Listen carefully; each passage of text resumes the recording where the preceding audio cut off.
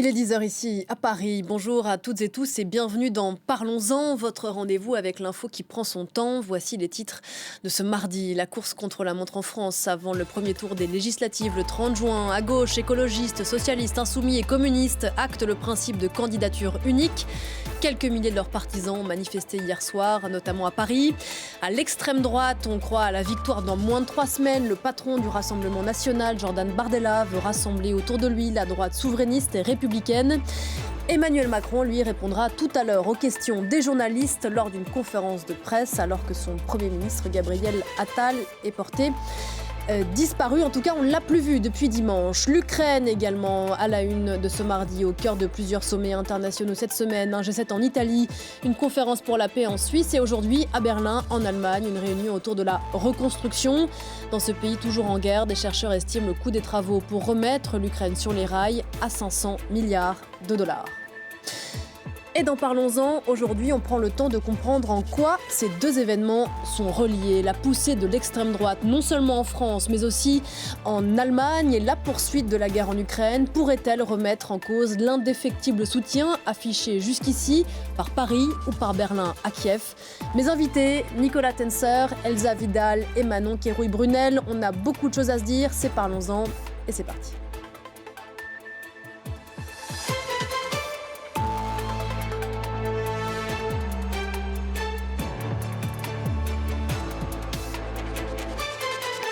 On m'accompagnait jusqu'à 10h45 sur ce plateau. Manon Kérouï-Brunel, bonjour.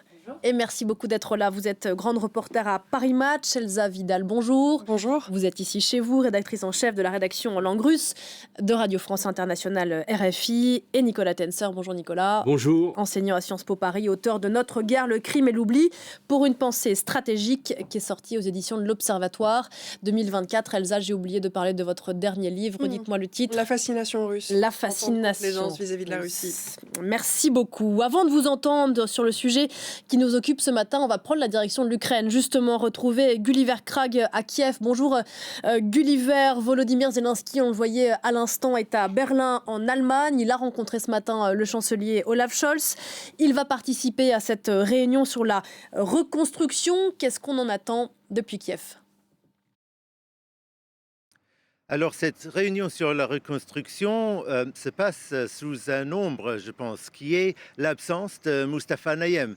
Mustafa Naïm était, jusqu'à sa démission hier, le chef de l'Agence nationale ukrainienne pour la reconstruction. Il travaillait en haute proximité avec Alexandre Kubrakov, le ministre de l'Infrastructure, qui a été limogé il y a quelques semaines par l'équipe de Volodymyr Zelensky. Mustafa Naïm a démissionné hier sous un scandale puisque le Premier ministre Denis Shmyhal, à la dernière minute, n'avait pas donné à Mustafa Naïm l'autorisation de quitter le pays pour se rendre à Berlin pour cette conférence. Alors Mustafa Naïm, c'est qui ? C'est un ancien journaliste d'investigation qui a été l'instigateur des manifestations sur Maïdan contre le président pro-russe et corrompu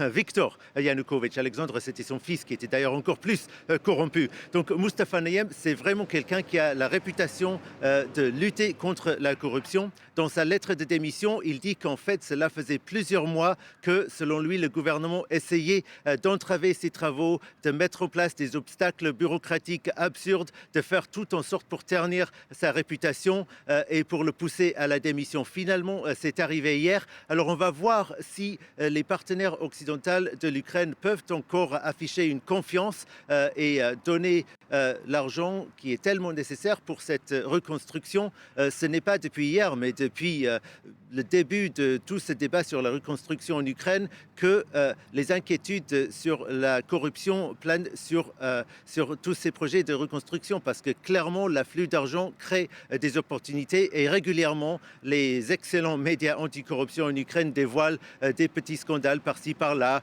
où telle ou telle administration a payé 2 fois le prix du marché pour la reconstruction d'un pont. Les schémas classiques en tout cas que Mustafa Naïm et son équipe étaient censés lutter contre. Maintenant, le voilà écarté par l'équipe du président Zelensky. L'Ukraine face au défi de la lutte anticorruption, on y reviendra dans un instant. Autre défi qui se pose à l'Ukraine depuis 24 heures maintenant, Gulliver, c'est la poussée de l'extrême droite en Europe, notamment en France et en Allemagne, où se trouve aujourd'hui le président Zelensky. Est-ce qu'on sent une inquiétude à ce sujet en Ukraine ? Un peu, mais je pense qu'on ne peut pas dire que les élections européennes aient été vraiment suivies de très près par les Ukrainiens. Les résultats inquiètent certainement en France, en Allemagne aussi avec la montée de l'AfD, l'extrême droite plutôt anti-ukrainien ou pro-russe pour la majorité des cas, un peu à travers l'Europe, mais la majorité dans le Parlement et toujours dans le Parti populaire européen, les Ukrainiens sont rassurés que probablement Ursula von der Leyen, qu'ils considèrent comme un allié, va pouvoir être reconduite. Ce n'est pas tant ça qui les inquiète, mais c'est plutôt les élections en France qui vont avoir lieu le 30 juin qui vont les inquiéter, je pense. Pour le moment, ce n'est pas le sujet numéro 1 de débat, mais je suis sûr que ça va le devenir parce que les Ukrainiens connaissent très bien Marine Le Pen, la considèrent comme quelqu'un de pro-russe. Ils n'ont pas non plus oublié la participation de figures du Rassemblement national comme Thierry Mariani aux missions d'observation et donc de légitimation d'élections, soi-disant élections ou soi-disant référendums tenus par la Russie dans des territoires occupés ukrainiens. Alors la possibilité que cette équipe arrive au pouvoir en France est certainement quelque chose qui a de quoi inquiéter les Ukrainiens. Gulliver Krag depuis Kiev. Merci beaucoup Gulliver pour ces propos introductifs donc à notre discussion. Pour rebondir, Elsa Vidal, sur ce que Gulliver disait à l'instant, quel risque l'éventuelle arrivée de l'extrême droite au pouvoir en France, mais on peut parler de l'Allemagne aussi, où elle est arrivée en 2e position aux européennes, fait peser sur le rapport de force en Ukraine? En fait, il y a vraiment un risque très important et à plusieurs titres. Le premier titre, c'est que cela affaiblit le couple franco-allemand et ça l'affaiblit notamment dans son rôle de locomotive et de coordinateur de l'aide des Occidentaux et des Européens à l'Ukraine. Et pendant que la France est occupée à recomposer son Parlement avec cette campagne inopinée des législatives, on est quasiment certain qu'il y aura moins de temps disponible de la part de la présidence à consacrer aux affaires internationales et en premier lieu à l'Ukraine. Donc c'est une perte d'attention, une perte de moyens au plus haut niveau de l'appareil français. Au niveau du couple franco-allemand, on voit que tant Olaf Scholz que donc la majorité présidentielle française sont déstabilisés, concurrencés par des partis qui sont beaucoup plus favorables à un accord avec Moscou. Et si cela devait se concrétiser côté français, il y aurait une perte d'appui diplomatique et peut-être militaire de la part de la France à l'Ukraine. Le dernier point, c'est que la victoire de parti de droite ou de droite extrême a un impact sur notre vie démocratique parce que fondamentalement, la guerre en Ukraine est une guerre qui est lancée par un régime autocratique contre la diffusion de la démocratie à l'Est. Et les partis qui en France soutiennent la Russie sont des partis qui sont dangereux pour nos libertés civiles. Il y a un lien en fait entre la crise internationale et la crise interne en Europe. Et ça, on a du mal à le rendre concret pour les Français, mais il faut être bien sûr qu'une arrivée au pouvoir du RN en France se traduirait par un recul des libertés civiles. Nicolas Tensa. Je ne puis qu'appuyer ce que vient de dire Elsa Vidal. C'est-à-dire que, d'ailleurs, je ne ferai pas une comparaison entre les deux pays, parce que la situation est évidemment beaucoup plus grave en France qu'elle ne l'est en Allemagne. Je veux dire, en Allemagne... L'option de la dissolution, toutefois, n'est pas tout à fait écartée, alors où l'on se parle en Allemagne, non? Oui, mais je veux dire, en Allemagne, quels que soient effectivement les scénarios, même s'il devait y avoir des élections, je ne vois pas aujourd'hui de risque qu'il y ait l'AfD, donc le parti d'extrême droite allemand, qui arrive au pouvoir. En France, nous avons véritablement ce risque majeur, qui est, comme l'a dit Elsa, un risque majeur non seulement pour les libertés fondamentales, pour l'état de droit, pour la démocratie, pour les valeurs, pour les principes, pour l'esprit public en général. Avec des conséquences concrètes avec des sur l'aide à l'Ukraine. Avec des conséquences très concrètes. C'est-à-dire que certes, le président, en vertu de la Constitution, a une prééminence, bien sûr, et a une autonomie large de décision en matière de politique étrangère et de défense, mais derrière, il y a un certain nombre de dispositions, de résolutions qui doivent être votées par le Parlement, qui ont une traduction très concrète en termes de budget.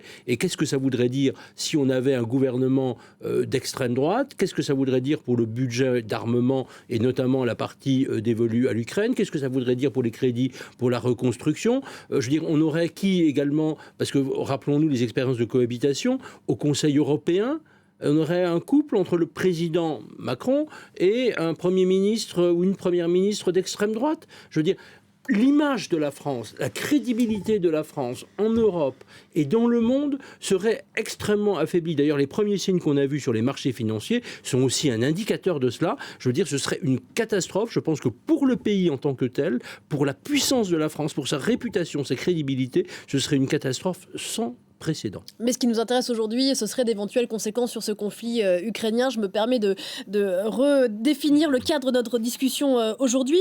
Ce n'est évidemment pas pour rien que le Kremlin a fait savoir ces dernières heures qu'il allait suivre, je cite, de très près ces législatives. Manon Kérouï-Brunel, vous rentrez d'Ukraine. Est-ce que de ce qu'on en dit là-bas, on suit d'assez près? Alors vous êtes allé en Ukraine avant ces élections européennes, bien sûr, mais est-ce qu'on est très sensible à l'état du débat public en France ou en Europe de l'Ouest en général? Je crois que ce à quoi on est sensible en Ukraine, c'est les marques de soutien, d'attention quelle qu'elle soit. On a pu ressentir un certain désarroi de la part des Ukrainiens, notamment avec la guerre, le nouveau front qui s'était ouvert en Israël. Là, on a senti vraiment la peur des Ukrainiens de disparaître de l'attention médiatique et de voir du coup, le soutien occidental qu'il pouvait leur être apporté diminuer d'autant. Donc effectivement, comme le disait bien votre correspondant, aujourd'hui, c'est pas encore une urgence. Il y a tellement d'urgence pour les Ukrainiens. Il faut faire face au rouleau compresseur russe. La situation militaire est terrible. Donc effectivement, aujourd'hui, ce n'est pas sans doute ce qui les agite, mais ils ont bien tous en tête effectivement le lien qu'a rappelé mes confrères ici entre l'extrême droite française et les lobbies russes. Et ça, c'est quelque chose qui est très clair, y compris en Ukraine. Quelle est la ligne du Rassemblement national, pour dire les choses très clairement, vis-à-vis de Moscou? Est-ce qu'on pourrait dire que c'est une ligne de crête, Elsa Vidal? Alors la ligne de crête, à mon sens, elle est sous l'effet de la pression de l'opinion publique et en réalité, en tout cas c'est mon pari, si le RN devait prendre un rôle prépondérant dans la vie politique française, je serais quasiment certaine de voir réapparaître sous couvert de gaullisme une ligne qui ferait de la Russie le partenaire stratégique privilégié de la France et notamment qui laisserait la porte ouverte à une solution négociée, mais sous le format qu'on a déjà bien connu, qui est en fait le schéma des concessions territoriales imposées aux États qui sont victimes des agressions russes, de l'impérialisme russe. Ce serait un exécrable signal envoyé à la Géorgie, qui est aussi un pays déstabilisé par la Russie à l'heure actuelle, au moyen d'instruments de droit et de législation. Pour les pays baltes, ce serait sans doute un signal d'alarme. Pour un pays membre de l'UE comme la Pologne, ce serait aussi quelque chose de particulièrement inquiétant. Donc ça viendrait déstabiliser encore plus l'Europe, le front vis-à-vis de l'Ukraine, et certainement ce serait la barre à droite, direction Moscou. Le Rassemblement national, Nicolas Tencer, a participé, disons, alimenter le soutien à l'Ukraine à demi-mot, à bouche demi-fermée, mais toutefois ne s'est pas opposé frontalement à l'Ukraine depuis le début du conflit. Mais pour rebondir sur ce que disait Elsa à l'instant, l'arrivée au pouvoir demain du Rassemblement national, ça voudrait dire une insistance pour arrêter la guerre en l'état, là où on en est. Absolument. D'ailleurs, il suffit de regarder l'attitude du Rassemblement national lors des votes au Parlement européen. Et d'ailleurs, lors des votes au Parlement national, vous n'avez pas un seul vote en faveur des sanctions à l'égard de la Russie, en faveur des livraisons d'armes, en faveur de la condamnation, je dirais, des génocides qui ont été entrepris, soit par le passé, soit maintenant, je pense à l'Holodomor, soit maintenant. Donc vous avez, je dirais, une position qui est toujours une position en retrait, qui suit parfaitement les instructions russes. Soyons parfaitement clairs. Vous avez évoqué effectivement la personnalité de M. Mariani, il y en a un certain nombre d'autres. Je veux dire, on a vu M. Mariani régulièrement rendre visite à M. Poutine, aller, ça a été rappelé effectivement, en Crimée occupée par les Russes, rencontrer Bachar el-Assad, qui est quand même, avec Béchir et Poutine, le pire criminel de l'histoire de ce 21e siècle. Donc, je veux dire, vous avez quand même ces personnages-là. Donc, ça voudrait dire très concrètement qu'on irait, je dirais, du côté du Rassemblement national, donc il n'y aurait plus de soutien militaire à l'Ukraine, toutes les positions que le président de la République a défendues jusqu'à présent, c'est-à-dire l'envoi notamment des Mirages, l'envoi des instructeurs, tout ceci serait complètement annulé. Ce que chercherait concrètement le Rassemblement national, c'est une forme de capitulation totale, c'est-à-dire des négociations. On laisserait à Poutine une partie de ses territoires. Très concrètement, ça veut dire la Crimée. Oui, voilà, la Crimée, une partie de Donbass, voilà. Mais ça voudrait dire très concrètement que ce gouvernement-là accepterait, parce que c'est ça la réalité, que Poutine continue à torturer, à déporter, à assassiner de manière systématique tous les Ukrainiens pris dans ces territoires. Je veux dire, c'est ça la réalité. C'est-à-dire, c'est un permis de tuer donné à Poutine. C'est ça les négociations. Hein. Et je veux dire, le Rassemblement national s'en moquerait évidemment complètement. Et bien sûr, on verrait aucune sanction, je dirais, à l'égard de la Russie. On sait très bien que déjà le Rassemblement national, à l'époque où... non, c'est déjà le Rassemblement national, avait voté contre les sanctions dès 2014. Absolument. C'est-à-dire que lors de la première annexion illégale, invasion de la Crimée, lors de la non-application des accords de Minsk, puisque c'est un autre round de sanctions, eh bien, le Rassemblement national s'y opposait. Il a diffusé très largement toute la propagande russe à ce moment-là, avec un certain nombre d'autres personnalités françaises. Bon, et c'est ça la réalité. C'est-à-dire que c'est ce rapprochement entre les deux, entre un État quand même criminel, dictatorial, et un parti politique français. Il y a eu une cacophonie ces derniers jours au RN sur la présence, la non-présence, l'absence de Vladimir Poutine aux commémorations du 80e anniversaire de la Libération. En revanche, il y a une opposition assez claire à l'idée d'envoi d'instructeurs militaires français pour former des soldats ukrainiens, idée soutenue par le président français, et l'utilisation d'armes occidentales sur le territoire russe, qui sont des game changers, dit comme on dit en mauvais français, Manon Kérouï-Brunel. Vous qui rentrez de Kharkiv, dans votre article à Match, écrit encore une fois il y a quelques jours, vous disiez que ces Ukrainiens attendaient l'aval des Occidentaux pour utiliser ces armes sur ce front de Kharkiv dans lequel ils souffrent terriblement. Mais effectivement, au moment où nous, on était à Kharkiv, ils n'avaient pas encore reçu cette autorisation, qui est quand même accompagnée de certaines précautions. Très encadrée. Voilà. Mais j'ai rencontré le maire de Kharkiv, notamment, qui me disait que ce sentiment d'impuissance terrible à devoir être réduit à contempler des bombes tomber. En plus, ce sont des bombes planantes qui ont longtemps été utilisées pour des cibles militaires, qui maintenant se retrouvent sur des cibles civiles qui font des dégâts terribles. Il faudrait pouvoir les neutraliser, et pour ça, il faudrait pouvoir abattre les avions qui les larguent en territoire russe, et donc il n'en avait pas le droit. Et il me disait c'était comme combattre avec un bras ligoté derrière le dos. Donc d'être réduit à voir sa population frapper chaque jour, parce qu'à Kharkiv, c'est des bombardements quotidiens, des morts quotidiens. Un enterrement chasse un autre, c'est-à-dire que ce sentiment que la guerre n'existe plus, qu'on peut sentir à Kharkiv, à 30 km de la frontière russe, elle est là, elle est présente, elle berce les enfants la nuit, elle tape les écoles, les parcs, tout chaque geste du quotidien potentiellement coûte une vie. Donc cette autorisation, elle a été attendue. Au moment où je suis partie, elle a été donnée. Est-ce que c'est trop tard, ou est-ce que finalement les Américains ont consenti à ce risque d'escalade, puisque c'en est un, parce que la situation sur le terrain est tellement mauvaise qu'il n'y avait plus le choix. Vous écrivez: pendant qu'en Europe on se lamente sur un fichu printemps qui n'arrive pas, à Kharkiv on redoute un ciel trop bleu propice aux drones et aux attaques aériennes. Est-ce que c'est trop tard, cet aval donné par le président Biden à l'utilisation de ces armes occidentales sur le territoire russe, encadré à destination de cibles militaires russes? C'est ça, non, c'est pas du tout trop tard. On aurait eu vraiment besoin de cette décision le plus tôt possible pour contrer cette offensive russe sur Kharkiv. Mais la guerre est encore en train de se jouer. Elle n'est pas du tout perdue par les Ukrainiens. Il est vrai que le facteur déterminant, c'est nous, les alliés, dans notre capacité à fournir de l'armement qui soit performant et qui vienne compenser la faiblesse démographique de l'Ukraine face à son opposant qui est la Russie. Mais tout n'est pas perdu, loin s'en faut. On voit que là, les Ukrainiens repassent en offensive, arrivent à se contenir et peut-être commencer à repousser les percées russes.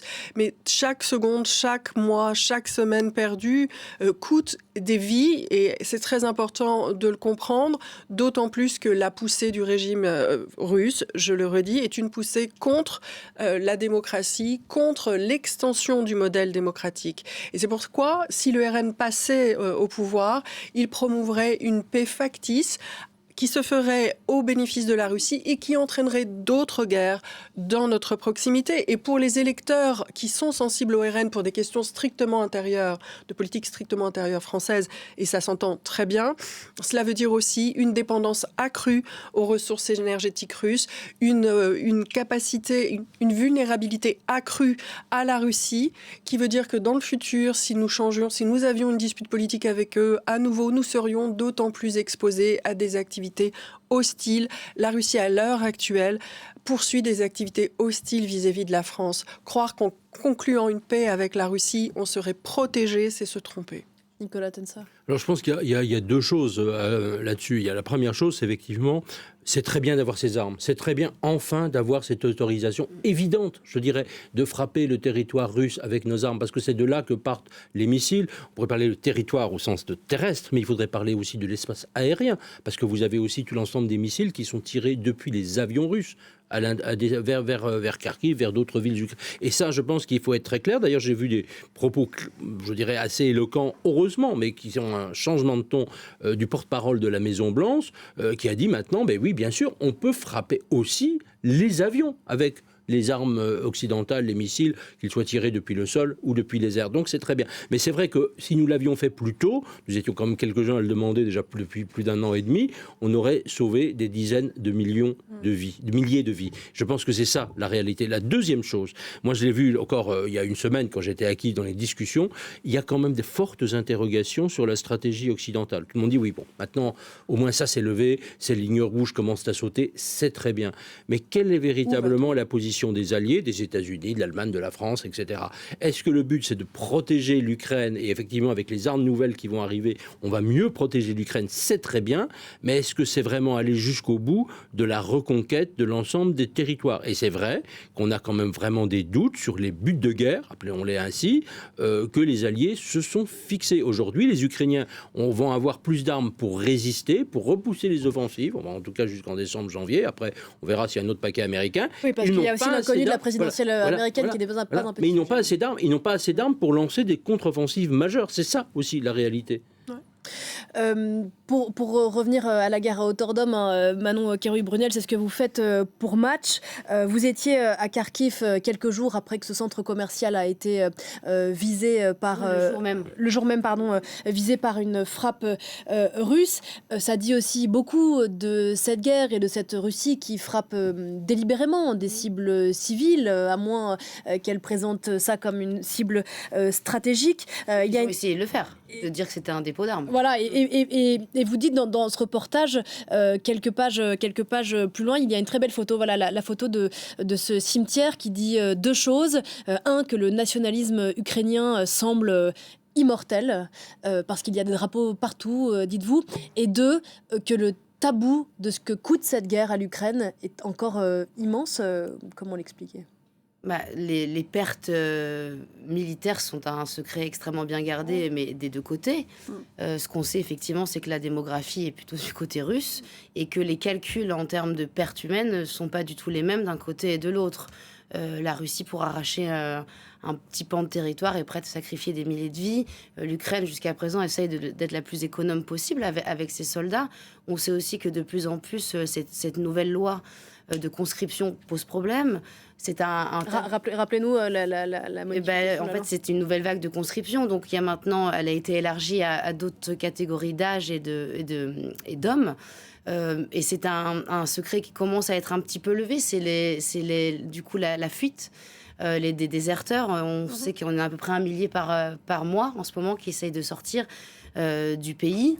En payant, parce que ça marche quand même aussi comme ça, pour fuir le pays. Donc, bien sûr que le patriotisme et le nationalisme ukrainien, il est hyper vivace et que c'est ce qui porte le pays depuis plus de 2 ans maintenant. Mais c'est aussi un coup terrible. Vous le rappeliez, une frappe sur un supermarché, il faut se figurer un bricorama, comme chez nous. Et c'était un samedi après-midi, on estimait à 200 personnes à l'intérieur. Et effectivement, donc c'est une première frappe avec un explosif de 500 kilos. Et puis une deuxième 2 secondes après. Et souvent, ce que les Russes aiment bien faire, c'est ce qu'on appelle la double frappe. Donc on attend que les secours soient accourus sur place, que les proches des victimes soient venus s'enquérir de leurs nouvelles. Paf, un quart d'heure après, ça retape. Et là, personne n'est à l'abri de ça. Même nous, pour couvrir en fait ce genre d'événement, c'est toujours extrêmement stressant, puisque on sait qu'avec ce genre de frappe, il faudrait pouvoir courir 1 kilomètre en 2 secondes, en 2 minutes, pour pouvoir être à l'abri, ce qui n'est pas possible. Mais ça, c'est ce que vivent en fait les populations civiles ukrainiennes. Kharkiv, c'est d'autant plus terrible qu'il y avait eu 20 mois de paix relative. C'est-à-dire qu'au début de la guerre, ils avaient payé un prix extrêmement élevé, ils vivaient sous terre, et là, ils refusent de redescendre. Ils sont là. Donc effectivement, la jeunesse, le soir, brûle la vie. Il y a ce couvre-feu à 23h, mais du coup, jusqu'à 23h, il y a comme une espèce de poussée de vie. On a envie de cultiver ce que Poutine pourchasse, la joie, l'amour, enfin la vie dans ce qu'elle a de plus profond. Et ça, c'est extrêmement poignant en fait. Et le soir, et ben effectivement, il y a le balai des ambulances, les sirènes anti-aériennes. Et c'est cette vie complètement schizophrène en fait que les Ukrainiens de Kharkiv vivent aujourd'hui. Elsa, on va vous écouter dans un instant. Ce sera juste après la pause, la pub, et on se retrouve à 10h30 pour la suite de cette discussion avec nos invités.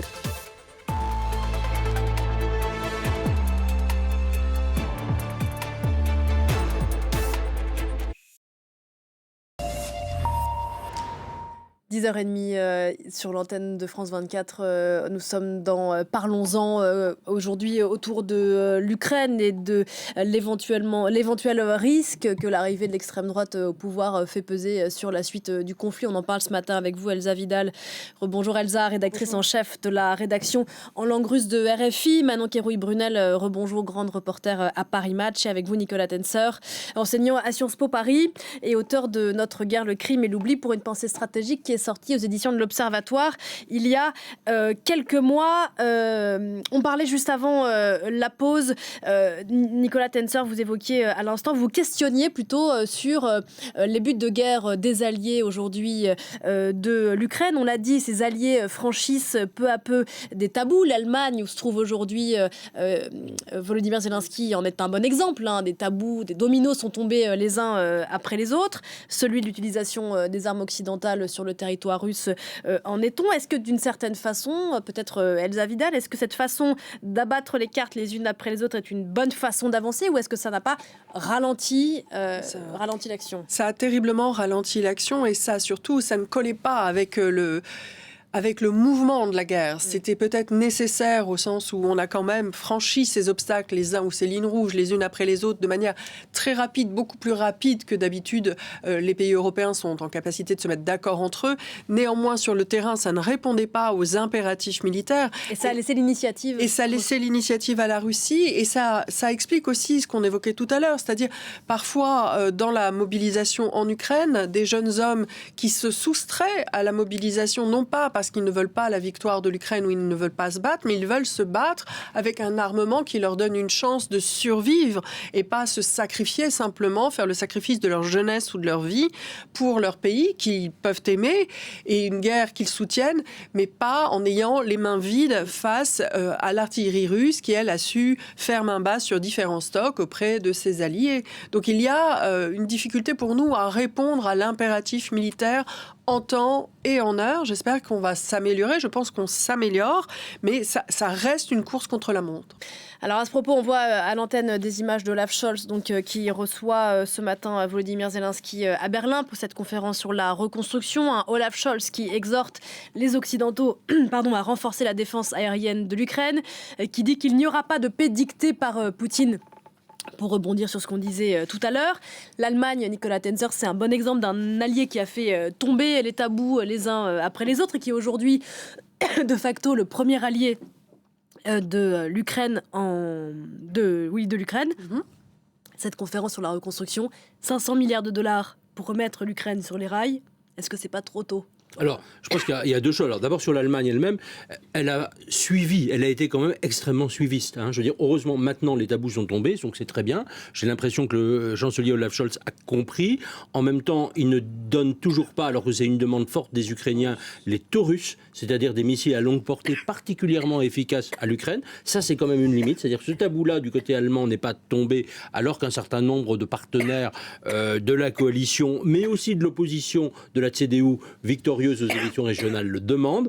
Donc, effectivement, on peut espérer qu'ils aillent bientôt un peu plus loin. Sur la reconstruction, je pense qu'il faut déjà définir le cadre.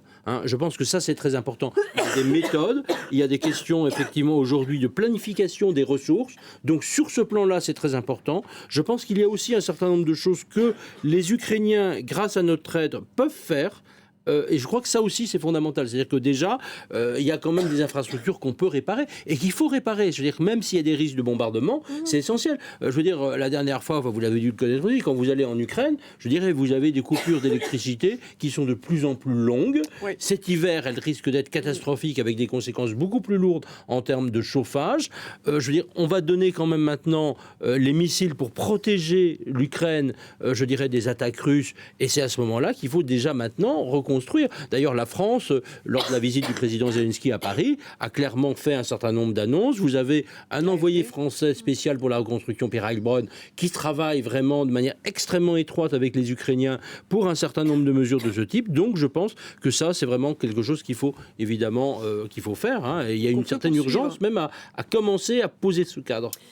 Avec toutefois un problème qu'évoquait Gulli Verkrak tout à l'heure, j'espère que ma voix va me permettre de continuer. Le problème de la corruption, Elsa Vidal, c'est pas un petit sujet ? Non, c'est pas un petit sujet. C'est pas un petit sujet en Ukraine parce que effectivement, il y a, et moi je l'impute essentiellement à la gouvernance russe qui a été imposée à l'Ukraine historiquement, de par son inclusion dans l'URSS, puis parce qu'elle a été dirigée très longuement par des dirigeants pro-russes avec des réseaux qui remontaient vers Moscou. Donc il y avait un état de départ de la corruption qui était mauvais, mais conscientisé, traité avec une activation de la société civile. Il faut vraiment bien cerner qu'en Ukraine, par rapport à la Russie, il y a une société civile qui est nettement plus indépendante, nettement plus vocale, beaucoup plus combative et qui arrive à faire progresser le pays. Et puis, il y a une situation qui est celle de la guerre. Et on sait que les situations de conflit et de guerre donnent lieu à des enrichissements, à des détournements de l'aide. C'est dans tous les conflits, ce n'est pas propre à l'Ukraine. La différence, je dirais, peut-être dans le cas ukrainien, c'est qu'il y a une prise de conscience et la mise en place d'institutions avec des personnalités respectées. Celle qui vient de démissionner en était une. Il y a d'autres organisations qui s'occupent de ce défi, qui est la lutte contre la corruption. Encore une fois, la corruption est importante en Ukraine. L'Ukraine n'est pas une victime innocente. Ce n'est pas parce qu'elle serait innocente qu'il faut la défendre. Il faut la défendre parce qu'elle est protégée par le droit international, qu'elle est attaquée de manière absolument patente et qu'elle l'est en plus de cela parce qu'elle souhaite rejoindre un modèle de développement démocratique, rejoindre aussi une alliance, donc l'Union européenne, rejoindre une alliance qui est militaire. Ça peut ne pas plaire à son voisin russe, mais ça reste de l'ordre de son droit à exercer sa souveraineté. Et c'est pour ces raisons-là qu'elle est attaquée. Donc, c'est pour nous que nous la défendons.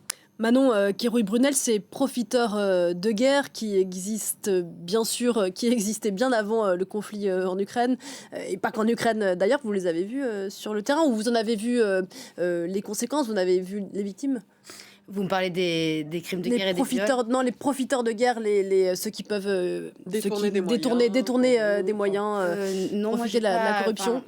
En fait, nous, quand on fait des reportages sur le terrain, on reste vraiment peu de temps. Enfin, c'est une semaine sur des sujets très précis. Donc, sur les profiteurs de guerre, je vais avoir du mal à vous répondre. Alors, on va parler en revanche d'un reportage que vous avez consacré à un autre sujet qui n'est pas un petit sujet. Ces armes de destruction massive, c'est comme ça que vous les appelez, utilisées par l'armée russe et auxquelles vous avez consacré un grand format dans Match, on le voit à l'antenne, avec des photos d'Alvaro Canovas. Vous avez rencontré ces victimes ukrainiennes et leurs témoignages, Manon, pour les avoir lus, j'imagine ce que c'est quand on les entend, sont insoutenables. Et quand on les vit dans sa chair, j'arrive même pas à l'imaginer, puisqu'effectivement, il faut un sacré courage de la part de ces femmes de témoigner à visage découvert. On sait qu'il y a eu à peine 300 plaintes qui ont pu être déposées auprès du bureau du procureur général d'Ukraine.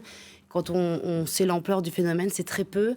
Il y a effectivement la peur de parler, le tabou, et puis il y a toutes les victimes dont vous parliez, Nicolas, qui sont encore dans les territoires occupés, et où là, la parole n'a pas encore été libérée, mais qui sont un peu, ces quelques femmes, le miroir terrifiant de ce qui doit se passer encore, à l'heure où on se parle, dans ces territoires occupés. Effectivement, le viol, c'est une arme de guerre aussi vieille que la guerre. En Ukraine, il y a eu cette particularité, notamment à Boutcha, où il y a eu une période d'occupation. Et puis dans le sillage, en fait, du départ des troupes russes, on a eu les témoignages qui ont émergé. Beaucoup des habitants de Boutcha avaient fait le choix de partir. Certains et certaines étaient restés, notamment parce qu'elles avaient en charge des personnes âgées qui n'étaient pas transportables.